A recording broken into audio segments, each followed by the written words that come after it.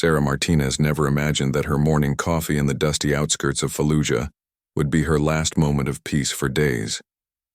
The 28-year-old humanitarian worker had been in Iraq for 8 months, helping coordinate medical supplies for local hospitals. Her small team operated from a converted warehouse on the edge of the city, far from the main military bases but close enough to the communities they served. The sun was barely rising when Sarah heard the first explosion. It wasn't unusual in Fallujah during 2004, but this one felt different. The ground shook beneath her feet, and the windows of their makeshift office rattled violently. Her colleague, Dr. Ahmed Hassan, a local physician who had been working with international aid organizations, immediately grabbed his medical bag. "That was close," Ahmed said, his face tense with worry. "Too close to the children's clinic?" Sarah had grown close to Ahmed over the months. He was a brave man who risked his life daily to help his community, even as violence escalated around them. Together, they had saved countless lives working in conditions that would have broken most people's spirits. The radio crackled to life. "All humanitarian personnel, this is command. We have reports of coordinated attacks in your sector. Prepare for immediate evacuation." But before Sarah could respond, the second explosion hit. This one was much closer, probably just 2 blocks away. The force knocked her off her chair, and she could hear debris raining down on their metal roof like deadly hail. Ahmed was already moving toward the door. "The clinic, Sarah. If they hit the clinic, there will be children trapped inside." Sarah knew the protocol. In situations like this, humanitarian workers were supposed to wait for military escort before moving anywhere. But the children's clinic housed 43 young patients, many recovering from injuries sustained in previous attacks. The thought of those innocent faces made her decision easy. "I'm coming with you," she said, grabbing her own medical supplies. They ran through the streets together, dodging falling chunks of concrete and twisted metal. The acrid smell of smoke filled the air, mixing with dust that made breathing difficult. Sarah could hear gunfire in the distance, growing closer with each passing minute. When they reached the clinic, Sarah's heart sank. The building had taken a direct hit. Half of the structure had collapsed, and she could hear children crying from somewhere inside the rubble. Without hesitation, she and Ahmed began pulling away chunks of concrete and twisted rebar with their bare hands. "Here," Ahmed called out. "I can hear voices." They worked frantically, their hands bleeding from the sharp edges of broken concrete. One by one, they pulled children from the wreckage. A 7-year-old boy with a broken arm, twin girls covered in dust but miraculously unharmed, an infant who had been protected by her overturned crib. For 2 hours, they worked without stopping. Sarah's muscles ached and her clothes were torn and bloody, but she didn't slow down. Every child they saved gave her strength to continue. Ahmed worked beside her like a man possessed, his medical training helping him assess each child's condition quickly. They had rescued 31 children when the third wave of attacks began. This time the explosions were systematic, moving block by block through their section of the city. Sarah realized with growing horror that someone was deliberately targeting humanitarian facilities. "We need to get these children out of here," Ahmed said, his voice strained. "They're not done with this area." But as they gathered the rescued children to move them to safety, Sarah heard something that made her blood run cold. The distinctive whine of an incoming mortar round growing louder by the second. "Everyone down," she screamed, throwing herself over 2 of the smaller children. The explosion hit the building directly beside them. The force of the blast threw Sarah against what remained of the clinic's wall. She felt something sharp pierce her side, and warm blood began flowing down her shirt. Her vision blurred and her ears rang so loudly she couldn't hear Ahmed calling her name. When her sight cleared, she saw Ahmed lying motionless 10 feet away, a pool of blood spreading beneath his head. The children were scattered around the area, some crying, others ominously quiet. Sarah tried to stand but collapsed immediately. The pain in her side was excruciating, and she could feel her strength ebbing away with each heartbeat. Through the smoke and dust, she saw armed figures approaching. They weren't wearing the uniforms of any military force she recognized. These were insurgents moving methodically through the area, checking buildings and eliminating any survivors they found. Sarah forced herself to crawl toward a pile of rubble, pulling 2 unconscious children with her. Every movement sent waves of agony through her wounded body. But she knew their only chance was to hide until help arrived. If it arrived at all. She managed to create a small shelter using broken concrete slabs and twisted metal beams. It wasn't much, but it might hide them from casual observation. The children she had saved were hurt but alive. A boy of about 10 years old was conscious and helped her position the other child, a girl who couldn't have been more than 6. As the insurgents moved closer, Sarah pressed her hand against her wound, trying to stop the bleeding. She could hear their voices now, speaking in Arabic, discussing their search patterns. They were being thorough, checking every possible hiding place. Sarah closed her eyes and tried to control her breathing. The children needed her to stay conscious to protect them until rescue came. But as the minutes passed and the voices grew closer, she began to wonder if anyone even knew they were missing. Their radio had been destroyed in the blast, and the military evacuation might have already concluded that everyone in the area was lost. The sound of boots on rubble grew closer. Sarah held the children tighter, whispering prayers she hadn't said since childhood. In that moment, hiding in the ruins of a children's clinic in Fallujah, bleeding and terrified, she made a promise to herself and to the 2 innocent lives depending on her. She would survive this. Somehow, some way she would keep these children safe until help arrived, even if it took days, even if it cost her everything she had left to give. The first night was the longest of Sarah's life. Hidden beneath the makeshift shelter of concrete and twisted metal, she held the 2 children close to her body, trying to keep them warm as the desert temperature dropped. Her wound had stopped bleeding heavily, but she could feel infection beginning to set in. Her forehead burned with fever, and chills racked her body despite the children's warmth against her. The boy, whose name she learned was Hakim, had a deep gash on his forehead but remained alert and brave beyond his 10 years. The little girl, Amira, drifted in and out of consciousness. She had suffered a head injury in the blast, and Sarah worried about internal bleeding that she had no way to treat.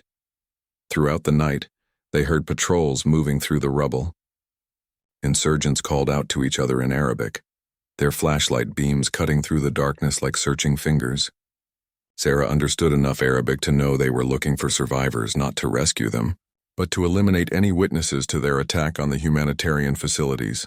Twice, the searchers came close enough that Sarah could see their boots through gaps in their shelter. She held her breath, pressing her hands gently over the children's mouths to keep them quiet. Hakim seemed to understand the danger instinctively and remained perfectly still. Amira was too weak to make much noise, which Sarah found both blessing and curse. When dawn finally broke, Sarah realized the full scope of their situation. Through a small opening in their hiding place, she could see that the entire neighborhood had been systematically destroyed. Every building within 3 blocks showed signs of deliberate demolition. This hadn't been random violence, it had been a coordinated operation to clear the area of any international presence. Her radio was gone, buried somewhere in the rubble. Even if she could find it, she doubted it would work after the explosions. The military evacuation had probably concluded that all humanitarian workers in the sector had been successfully extracted or were dead. No one would be looking for them here. Sarah's medical supplies were limited to what remained in her small field kit. She had some bandages, antiseptic, and pain medication, but nothing that could treat serious injuries.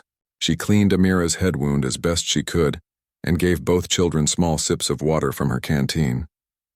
Her own water supply would last maybe 2 days if she was careful. The pain in her side had evolved from sharp stabbing to a constant throbbing ache. When she lifted her shirt to examine the wound, she saw angry red streaks extending from the puncture site. Infection was setting in faster than she had hoped. Without proper medical treatment, she had maybe 3 or 4 days before the infection became life-threatening. As the day grew hotter, their shelter became an oven. The metal sheets above them absorbed the desert sun's heat, making the air inside almost unbearable. Sarah realized they faced a terrible choice: stay hidden and risk dying from heat and dehydration, or venture out to find water and medical supplies, risking capture by the insurgents who were still patrolling the area. Hakim solved the dilemma by whispering that he knew where Dr. Ahmed kept emergency supplies. In the basement of the blue house, he said, pointing toward a partially collapsed building about 50 yards away. He showed me once. There is water and medicine there. Sarah studied the route carefully. The building Hakim indicated had taken damage but was still partially standing. Getting there would require crossing open ground, but if they moved during the hottest part of the day, when even the insurgents sought shade, they might have a chance. She waited until the sun reached its peak, making the air shimmer with heat waves. Then, carrying Amira and with Hakim staying close beside her, Sarah began the dangerous journey across the rubble field.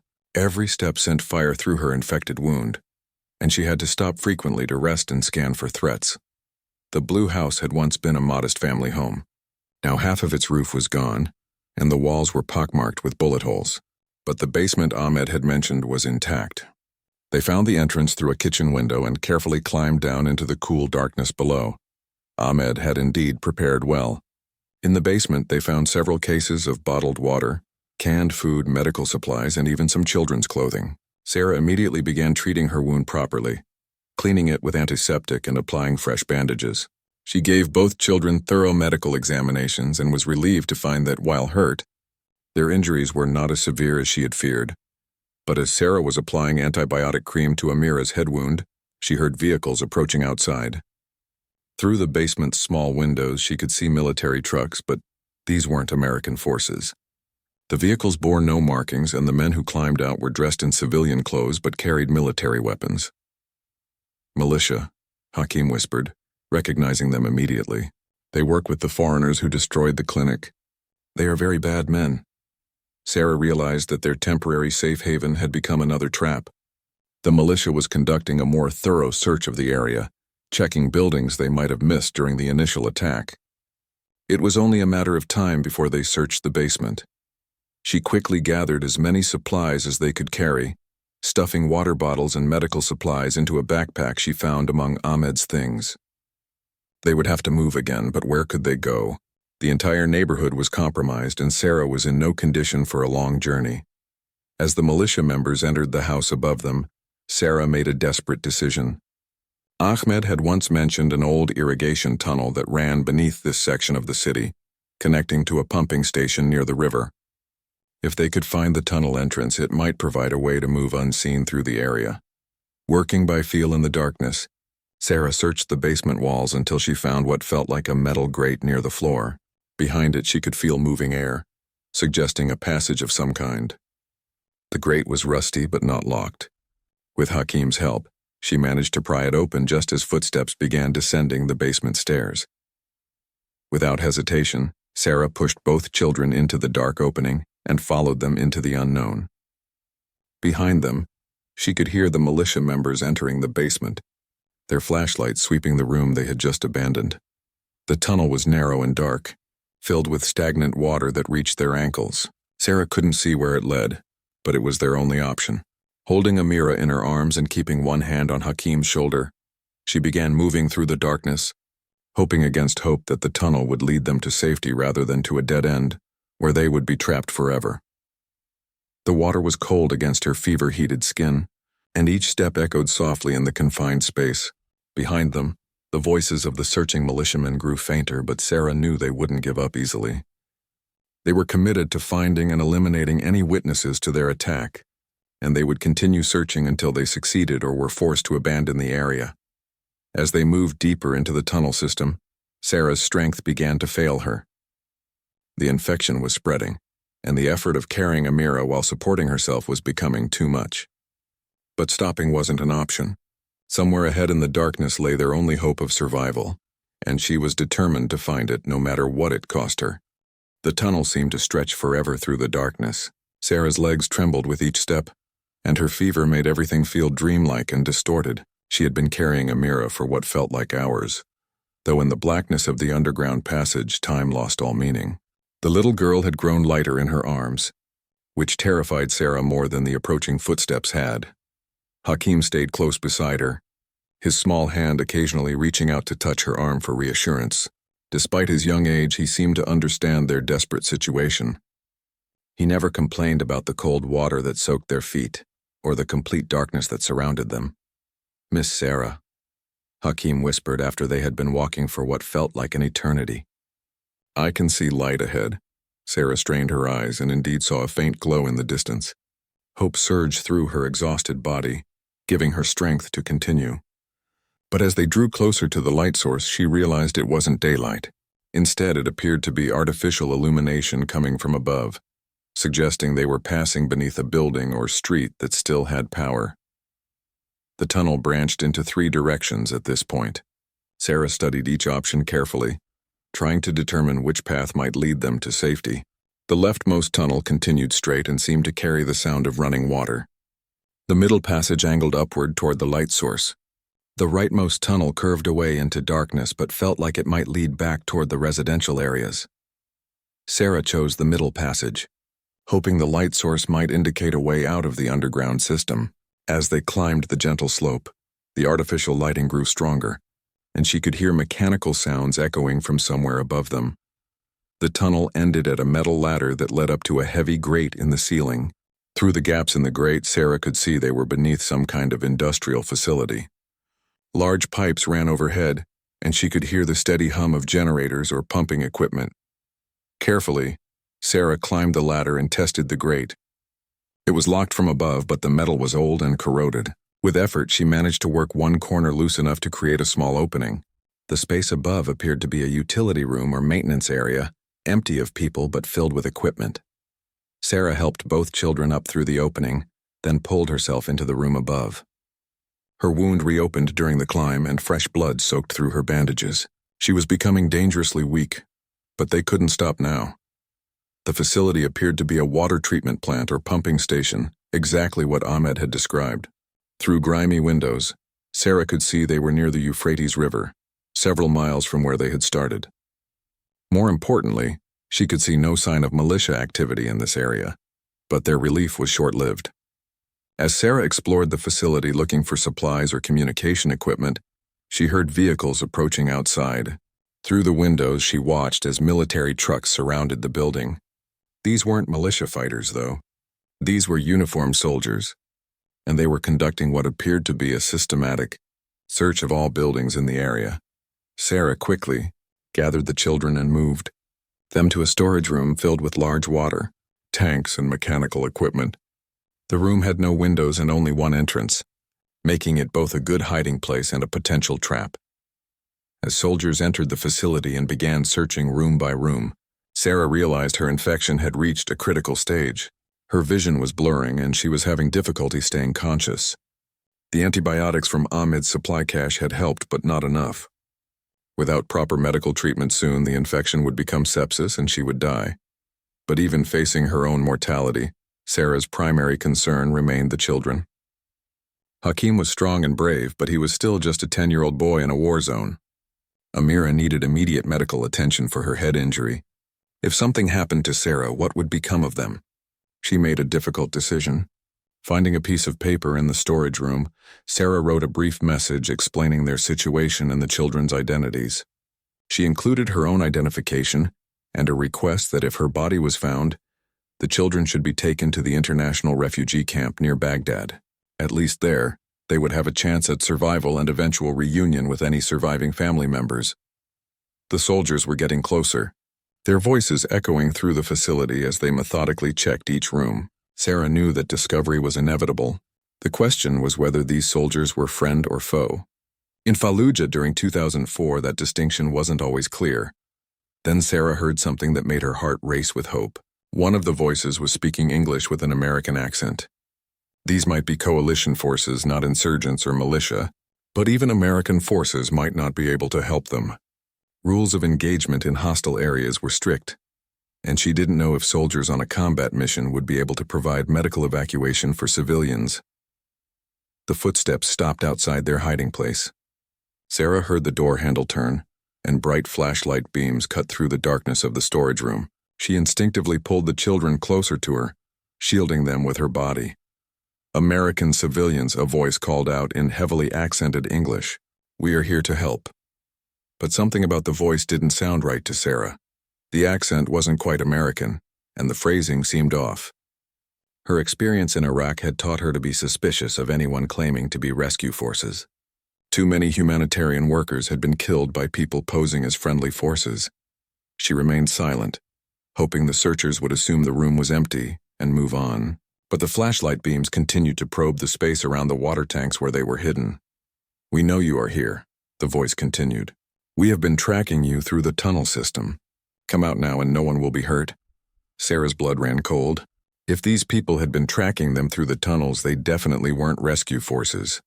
Coalition military wouldn't have that kind of detailed knowledge of the underground infrastructure.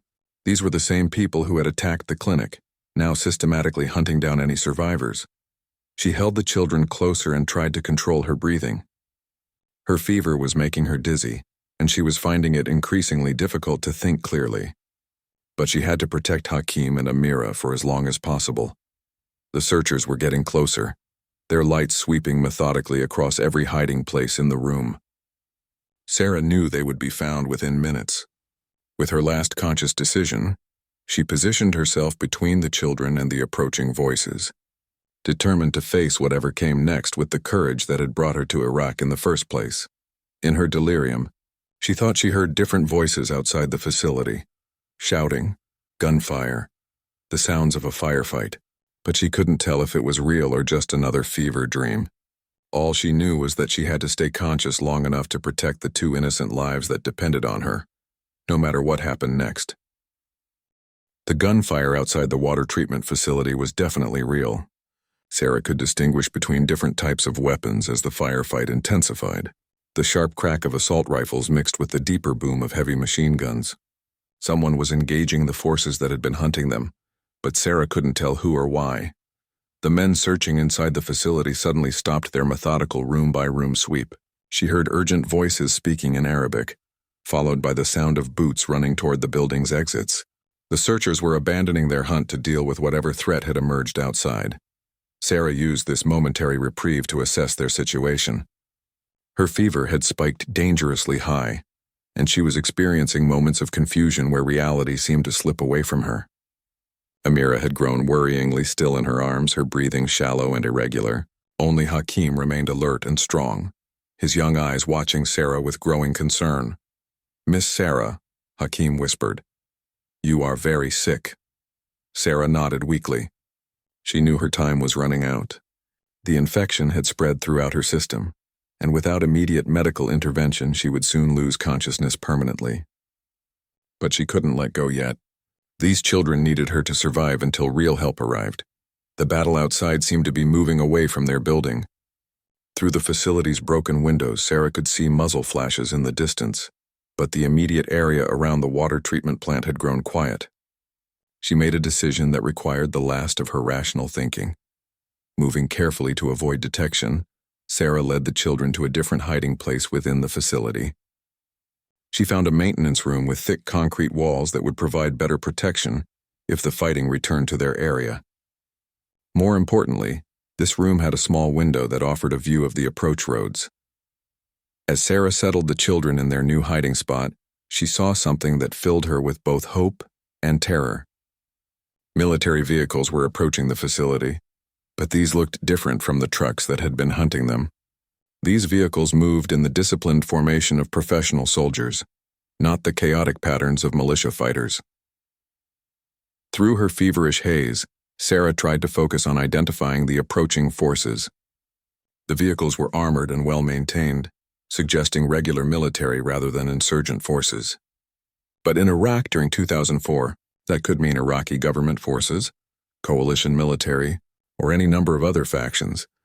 The vehicle stopped about 100 yards from the facility, and soldiers dismounted with practiced efficiency. Even from her distant vantage point, Sarah could see these men moved with the precision of elite forces. They established a security perimeter, set up communication equipment, and began what appeared to be a systematic approach to clearing the building. But what gave Sarah real hope was what she saw through a pair of broken binoculars she found in the maintenance room. One of the soldiers was carrying medical equipment, and she could see the distinctive red cross markings on several bags and cases. These weren't hunters or killers. These were people equipped to provide medical assistance. Sarah faced another agonizing decision.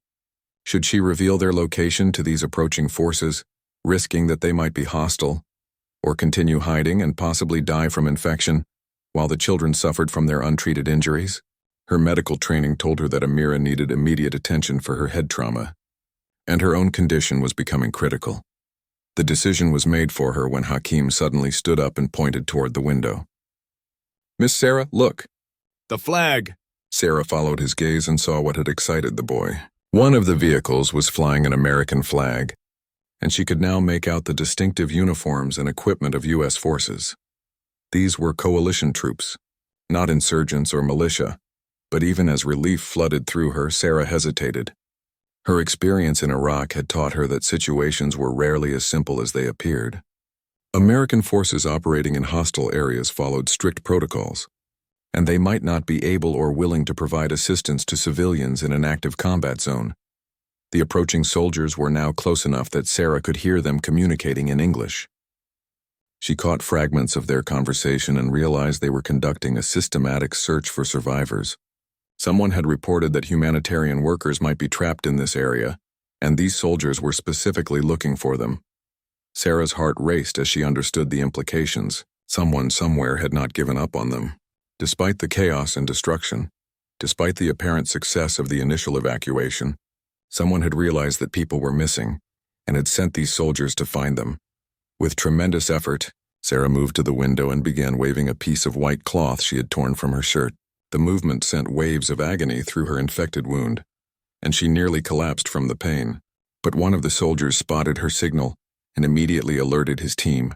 Within minutes, Sarah heard boots approaching their hiding place, accompanied by calm, professional voices calling out in English. "American forces, we're here to help. Is anyone injured?" "Here," Sarah called back, her voice barely above a whisper. "2 children. Medical emergency." The door to their hiding place opened, and Sarah found herself looking at the most beautiful sight she had seen in days. An American soldier wearing the distinctive uniform and equipment of a Navy SEAL team. Behind him, she could see other team members, including a medic, carrying a fully equipped medical kit. "Ma'am, I'm Petty Officer Rodriguez," the SEAL said, his voice calm and reassuring. "We're going to get you out of here. Can you tell me about your injuries?" Sarah tried to explain their situation, but her fever made it difficult to form coherent sentences. She managed to point to her infected wound and indicate that Amira needed immediate attention for her head injury. The SEAL medic immediately began assessing both children, while Rodriguez examined Sarah's condition. "We need immediate medical evacuation," the medic reported into his radio. "1 adult female with severe infection and blood loss, 1 child with possible traumatic brain injury, 1 child with minor injuries but severe dehydration." As the SEALs worked to stabilize their conditions, Sarah learned that her rescue had been the result of an extraordinary effort. When the military evacuation had been completed 2 days earlier, one person had refused to accept that everyone was accounted for. Her supervisor at the humanitarian organization had noticed that Sarah's team had never checked in during the evacuation, despite multiple radio calls. That supervisor had contacted military command and insisted that Sarah and Ahmed were still somewhere in the affected area.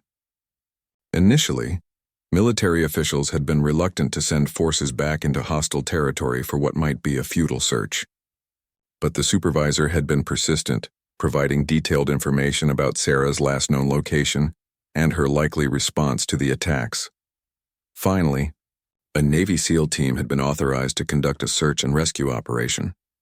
They had spent the previous day tracking Sarah's movements through the destroyed neighborhood, following the trail she had left without realizing it.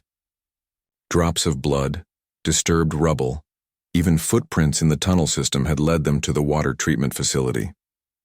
As the SEALs prepared to evacuate them from the facility, Sarah felt consciousness slipping away from her.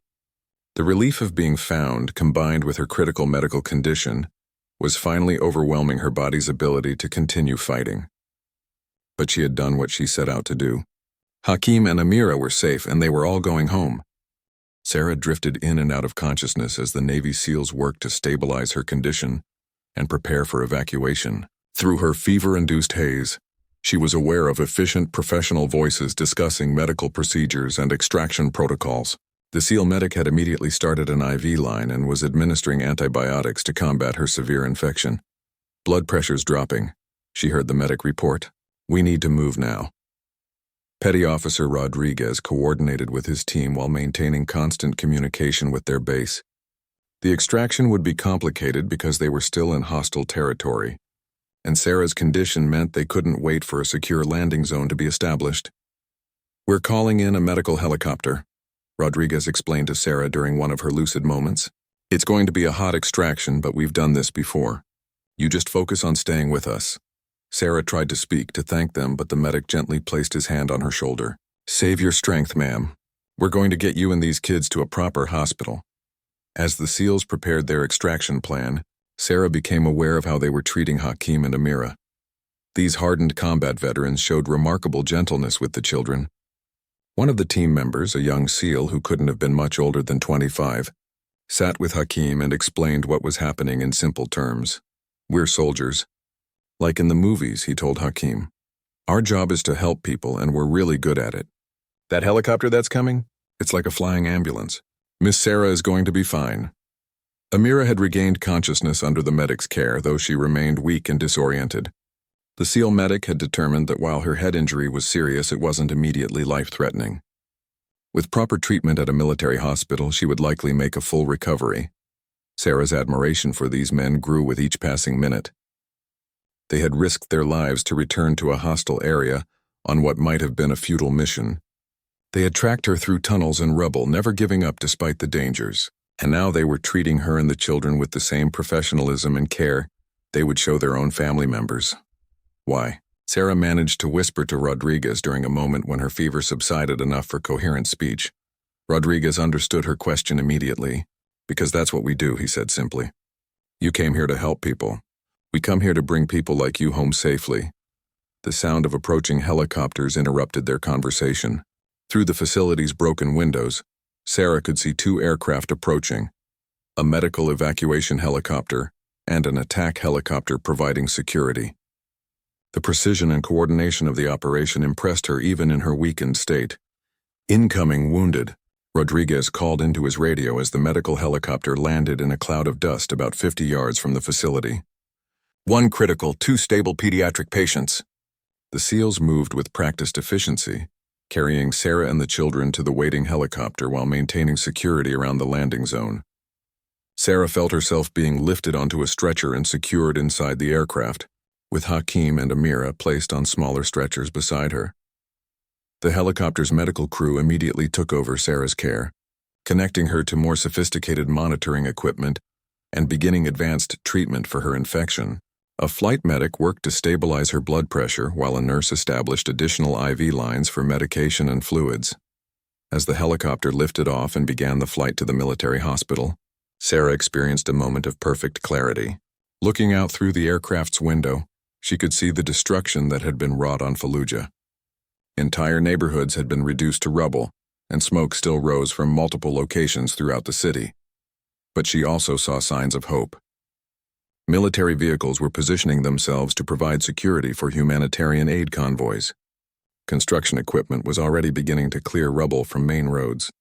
And in the distance, she could see the first tents of what would become a temporary medical facility for treating civilian casualties. "Miss Sarah," Hakeem said, reaching out to touch her hand. "Are we really safe now?" Sarah looked at the young boy who had shown such courage during their ordeal. Despite everything he had experienced, his eyes still held hope and trust. "Yes," she said, squeezing his hand gently. "We're safe now." The flight to the military hospital took 30 minutes, during which the medical crew worked continuously to stabilize Sarah's condition. Her infection had progressed to early sepsis, and her kidneys were beginning to show signs of stress. But the advanced medical treatment available on the helicopter was already beginning to make a difference.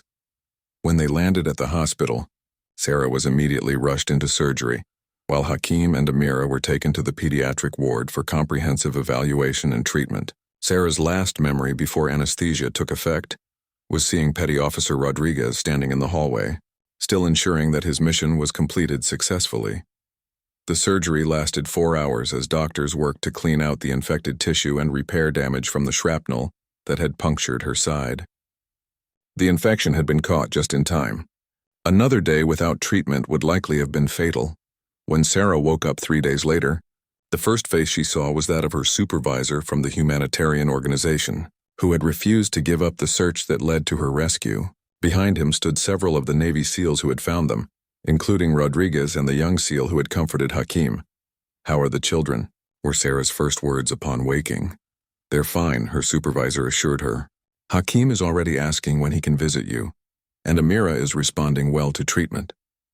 The doctors say she'll make a complete recovery." Rodriguez stepped forward with something in his hands. "We thought you might want this back," he said, handing her the medical bag she had carried during their ordeal. "We found it in the rubble where you were hiding. Still had some of your supplies in it." Sarah accepted the bag with tears in her eyes. It represented not just her commitment to helping others, but also the incredible dedication of the men who had risked everything to bring her home.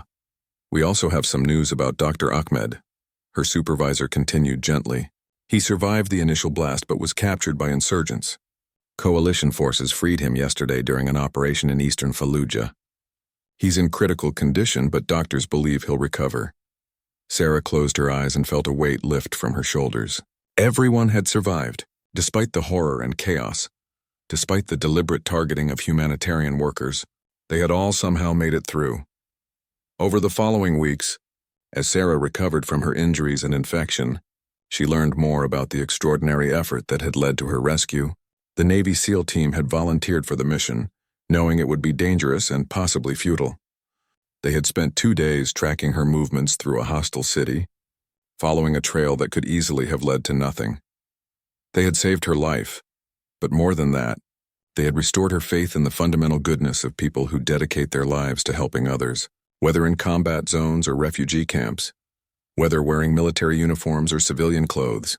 6 months after her rescue from Fallujah, Sarah Martinez sat in a coffee shop in downtown San Diego, watching Hakeem and Amira play in the small park across the street. The children had been granted special refugee status and were now living with a foster family, while their case for permanent residency was processed. Sarah visited them every week, maintaining the bond that had been forged in the rubble of a destroyed clinic. The physical scars from her ordeal had healed well. The infection had left some permanent damage to her kidneys, requiring ongoing monitoring, but she had made a remarkable recovery. The emotional scars were more complex, revealing themselves in unexpected moments when a loud noise would send her heart racing or when she caught the scent of dust and smoke that reminded her of those dark days. Hiding in the tunnels today was special because Petty Officer Rodriguez and several members of his SEAL team were visiting San Diego on leave. They had stayed in contact with Sarah throughout her recovery, and she had insisted on hosting a reunion to properly thank them for what they had done. "Miss Sarah," Hakeem called out as he spotted her through the coffee shop window. He ran across the street with the boundless energy of an 11-year-old boy who had learned to find joy in simple freedoms, like playing in a park without fear. Amira followed more slowly, still dealing with some balance issues from her head injury, but her smile was radiant. The little girl who had been so close to death in the ruins of Fallujah was now a thriving child who spoke both Arabic and English fluently and dreamed of becoming a doctor like Dr. Ahmed. "They're here," Hakeem announced excitedly as a group of men in civilian clothes approached the coffee shop. Despite being out of uniform, the Navy SEALs were unmistakable in their bearing and confident movement. Rodriguez led the group, and Sarah was struck by how different he looked in civilian clothes. In Fallujah, he had been the embodiment of professional military competence. Here he looked like any other young man enjoying a day off, except for the intensity in his eyes that marked him as someone who had seen and done extraordinary things. "How are you feeling, ma'am?" Rodriguez asked as he greeted Sarah with a handshake that conveyed both respect and genuine concern. "Alive, thanks to you and your team," Sarah replied. "And please call me Sarah. I think we've moved beyond formalities." The reunion was both joyful and emotional. The SEALs were amazed to see how well Hakeem and Amira had recovered and adapted to their new life in America. The children, in turn, were fascinated to see their rescuers in a normal setting, asking endless questions about their training and other missions. During lunch, Sarah learned more about what had motivated the SEALs to volunteer for such a dangerous rescue mission. The young SEAL who had comforted Hakeem, whose name was Danny Morrison, explained that the team had been unanimous in their decision to return to Fallujah. "We knew that area was hot," Morrison said, "but we also knew that if someone like you was trapped there, they deserved every chance we could give them. That's not just about military duty. That's about what kind of people we want to be." Rodriguez added, "The intelligence report said the probability of finding survivors was less than 10%, but 10% was enough. We've seen too many good people lost because someone decided the odds weren't worth the risk." Sarah was touched by their matter-of-fact heroism. These men viewed their extraordinary courage as simply doing their job properly. They had risked their lives for strangers in a foreign country because it was the right thing to do. As the afternoon progressed, Sarah shared her own story of recovery and her plans for the future. The experience in Fallujah had changed her perspective on humanitarian work, but it hadn't diminished her commitment to helping others. She was planning to return to international relief work, though probably not in active combat zones. "I've learned that there are many ways to help people," she explained. "Maybe my role is better suited to training other relief workers or coordinating operations from safer locations. But I can't stop doing this work. Dr. Ahmed taught me that helping others isn't just a job, it's who we are." The mention of Dr. Ahmed brought both sadness and hope to the conversation. The brave Iraqi physician had survived his capture and torture by insurgents, but his injuries had ended his medical career. He was now living in Jordan, working with refugee organizations to help other displaced Iraqis. Sarah maintained regular contact with him, and they were planning a reunion later in the year. As the day drew to a close, Rodriguez presented Sarah with something that moved her to tears. It was a small American flag that had been flown on the helicopter during her rescue mission, mounted in a frame with a plaque that read, "Presented to Sarah Martinez, in recognition of her courage and dedication to helping others, and in commemoration of her rescue from Fallujah, Iraq. From the men of SEAL Team 7, who were honored to bring her home. We wanted you to have something to remember that even in the worst situations, there are people who will never give up on you," Rodriguez explained. Sarah accepted the flag with hands that trembled with emotion. "This should go the other way around," she said. "You're the heroes in this story." Rodriguez shook his head. "Heroes are people who do the right thing when it's dangerous and difficult, even when no one's watching. That's what you did in that clinic, staying with those children when you could have saved yourself. That's what Dr. Ahmed did every day, treating patients in a war zone. We just did our jobs." As the SEALs prepared to leave, Hakim approached Rodriguez with something in his hands. It was a drawing he had made of the water treatment facility where they had been found, showing stick figures representing all of them standing together.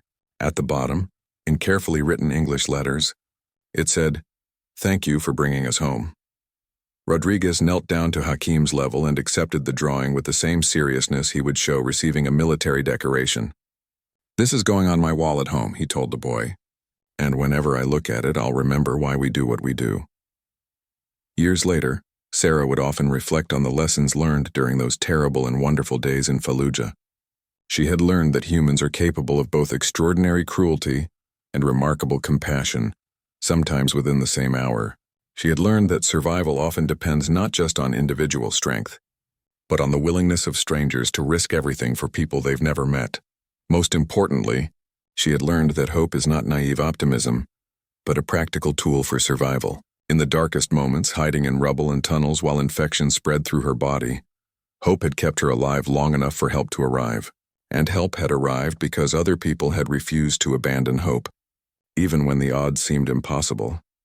Sarah continued her humanitarian work for many more years, eventually leading a major international relief organization. Hakim grew up to become a translator and cultural liaison for refugee resettlement programs.